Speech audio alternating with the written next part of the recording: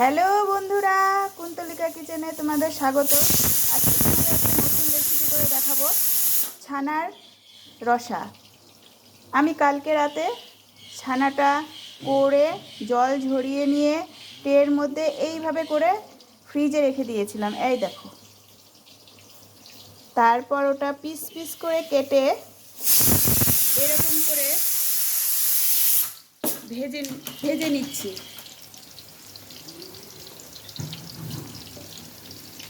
এই দেখো বন্ধুরা, এরকম করে ভেজে নিতে হবে। আমার ছানা ভাজা হয়ে গেছে। এবার আমি তেল গরম করে তেলে সম্বারা দিব, জিরা সম্বারা দিব, তেজপাতা দিয়ে আমি কেটে রাখা আলুগুলো ভেজে নিব। আলু ভাজা হয়ে গেছে, এর মধ্যে একটা টমেটো ছোট করে কেটে রাখা দিয়ে দিব।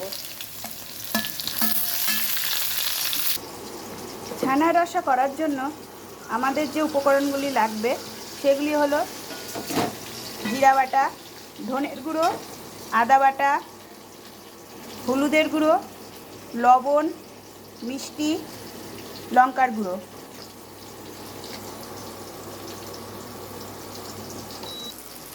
এরকম ভাজা হলে একটু জল দিয়ে মশলাগুলো সব দিয়ে দিতে হবে।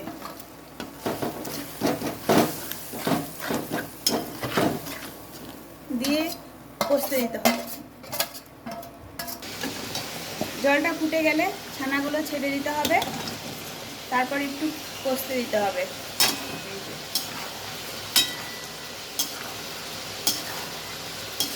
কয়েকটা কাঁচা লঙ্কা ছেড়ে দিতে হবে। ঝাল মিষ্টি তোমরা দেখে দিবে, যার যতটা দরকার। ঝালটা বাচ্চারা থাকলে একটু কম দিতে হয়। এই দেখো বন্ধুরা, এরকম যখন তেল ছেড়ে দিবে তখন এই জলটা দিয়ে দিতে হবে।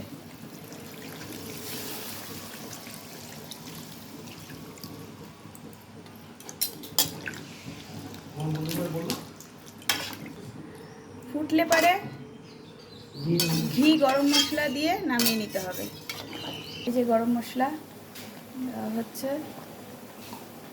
গরম মশলা কিন্তু আমাদের বাড়িতে করা, হোমমেড। তোমরা যদি দেখতে চাও কিভাবে করে তাহলে আমাকে কমেন্টে জানিও।